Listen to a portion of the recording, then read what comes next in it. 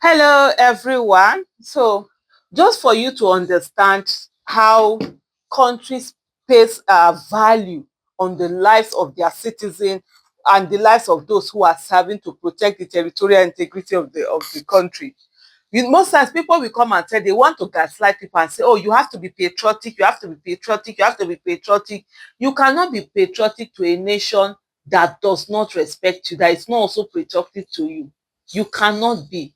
When you see in countries where you see citizens express patriotism, it is because the nation is there for them. They know no matter what, even if in death, the nation will respect them. But a country where you are not seen as anything, you're treated like you're trash.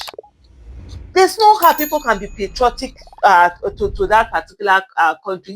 You don't force patriotism. It's something that is freely given when you also freely give of the self, when the country also is there for the people. And on this one, I'm looking at the case of a US National Guard dies in service, right? The president announces it. In Nigeria, a brigadier general died. Nothing. It's almost as if they killed a fly. And for people that some people will come and say, hey, I saw someone, a lady was talking about the whole event. She's a military wife and military spouse. And then somebody like, hey, is it only the brigadier general that what about the other soldier? So you need to put context in things. Do you know what if they can get a brigadier general? Because she was explaining this is someone that has this, then what about the rest of us? That is in short, that's the highest level of officer that the terrorists have killed. They were able to, he escaped, gave his this thing to even the manner and way surrounding the death of the man is something that the president will say, turn this country upside down. I want to see the people who killed him. Bring them before me, dead or alive.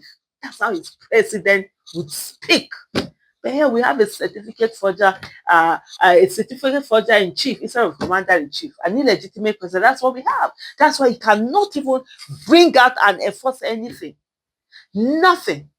A lieutenant general, you know how it takes to rise to the post of a lieutenant general. A social media user has sparked debate over how fallen military personnel are honored in different countries after drawing a stark comparison between the United States and Nigeria. In short, in Nigeria, myself, when the soldiers die, the military will be hiding it. They will not even, some they will even say that they are not, it's not their person. Some they will tell you outright, no, that person, no, it's not a military, it's not a soldier. In jet, the Nigerian military will even be rejecting you. This particular lieutenant general, they were attacked. His convoy was attacked with his men. They killed some. He managed to escape. He sent message to his office. He was talking with them on WhatsApp and everything. Gave them their location for them to come to pick him. Guess who picked him? Ended up picking him, terrorists. And then they now went to and they killed him. Showed his body. Showed him first of all, took picture of him when he was alive, then killed him, showed his body. That enough is enough for you to say there is sabotage. First of all, sabotage on how did they know this convoy is going to be there? Then sabotage, this man had called in, you couldn't deploy everything to ensure that that man was protected. Yet, the so-called president of Nigeria has not spoken, not a word, nothing. In a post on X, netizen Chuka Obi criticized Nigerian authorities for failing to acknowledge the death of a senior army officer, contrasting it with public announcement made by the US President Donald Trump after a young American soldier was killed in active duty.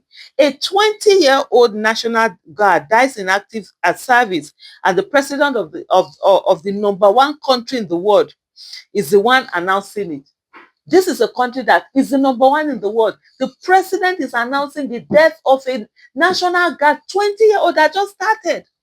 He was in active duty. But here, a whole brigadier general that has been at war front for how many this was killed. And there was no, let's lower the, this thing was not there. Let's lower the flag was not there. Let's whatever was not there. There's nothing like even announcing, even doing nothing. Nothing, absolutely nothing. And then tomorrow you want soldiers to go there and die for the country that doesn't even care about them. His remarks came after Trump confirmed the death of Sarah Beckstrom, a 20-year-old member of the West Virginia National Guard who succumbed to gunshot injuries sustained during a shooting near the White House on Wednesday. The attacker, identified as 29-year-old Afghan national Rahmanullah Lakanwal, had opened fire on two National Guard members close to the U.S. Capitol. During a Thursday briefing, Trump described Beckstrom as an incredible person, outstanding in every single way, adding that she just passed away and praising her service.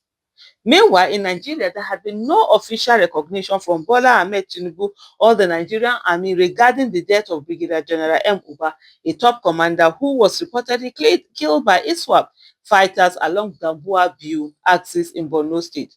The killing followed a deadly ambush in which several soldiers and CJTF personnel were also attacked. Troops, senior military commanders, and components of Operation Kai later stormed Dambuwa to attempt to rescue, but multiple efforts to locate the general failed.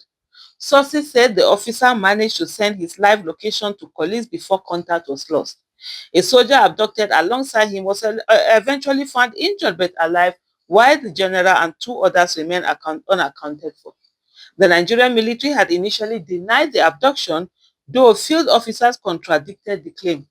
A new commander, Brigadier General Mustafa, has since been assigned to the 26th Task Office Brigade amid ongoing search operations. Reacting to the situation, another ex-user at Blue Blood 1905 criticized the government's seeming indifference, saying the president should be accountable for each and every soul.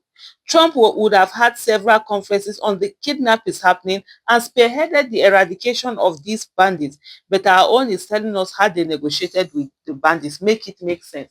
Honestly, make it make sense.